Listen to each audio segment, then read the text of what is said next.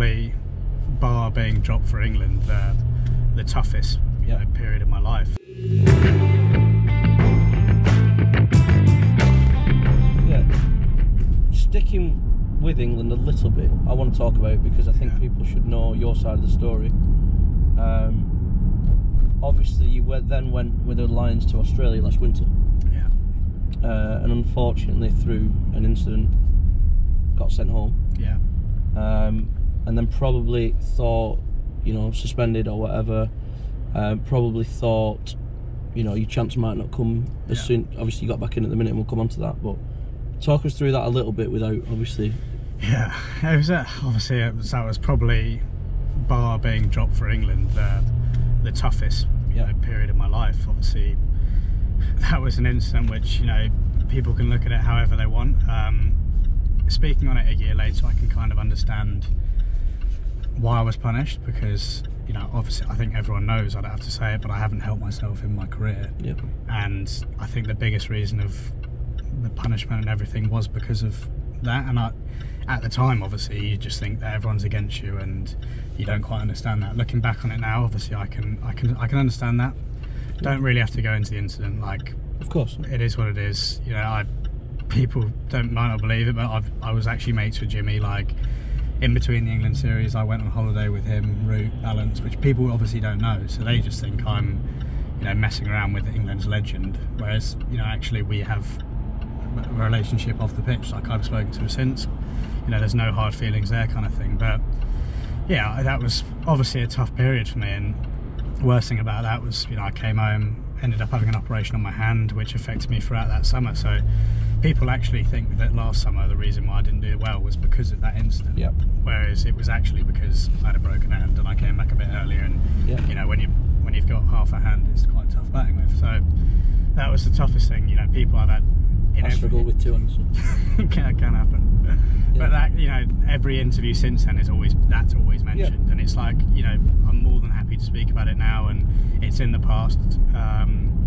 Yeah, it was a tough sort of 12 months. I wasn't sure when I was going to get a call, if I was to get a call, and, you know, I know you're going to go on to it, but I'll carry on with, obviously, when I got back from South Africa with the franchise, obviously Ed Smith called me, and it was a lovely surprise. I didn't necessarily think it was going to, I wasn't expecting it.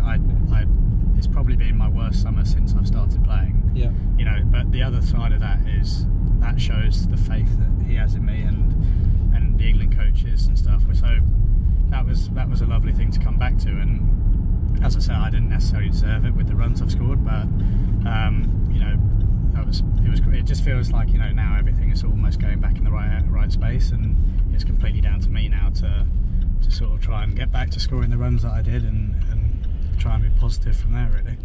Yeah. Right, so just going back to the, you know, the perception on not yourself, but, you know, I think sports men or women, sports people, sometimes get a perception of them that isn't necessarily true, and I think we've covered that bit with yourself. So Notts fans out there, England fans, hopefully in the future, if you get back in the side, who is Ben Duckett, and what can the Notts fans expect to see this season? Yeah, I think the toughest one with me is, obviously, I haven't helped myself off the pitch, and that, I get, can be frustrating for people looking up to cricketers and stuff, and I haven't got that right in the past, which is, I think, why people do get frustrated with me. But also on the pitch, obviously, you know how I am, I'm very laid back, you know, which actually calms me down, which helps me, but might come across as arrogant, or which looks that way, whereas for me, that's just how I, you know, in those press situations like in India in that last game, it puts a perception, I think, from the opposition that, cool, okay, this guy's, you know, he's ready, you know, he doesn't look phased, and I think that's my perception of me, and the people that know me, and, you know, cricketers around the circuit, I don't think would say that I'm a bad person, and I think that's the difference between, obviously, for fans looking on and stuff, you can only judge someone off how you see them on the cricket pitch or on Twitter or Instagram,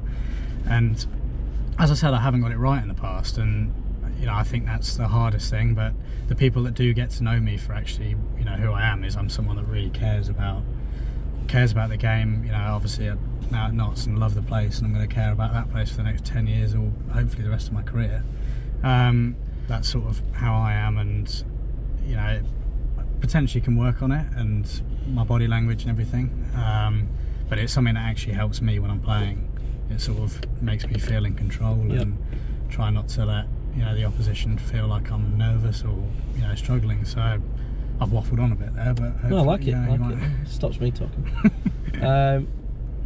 No, I know you well enough now, and I'm sure the Notts fans will get to know you, and you know they should be really excited about you coming into our side, because I think you give us a different dynamic in all three formats of the game. So you know, I'm sure that they're not going to have any worries.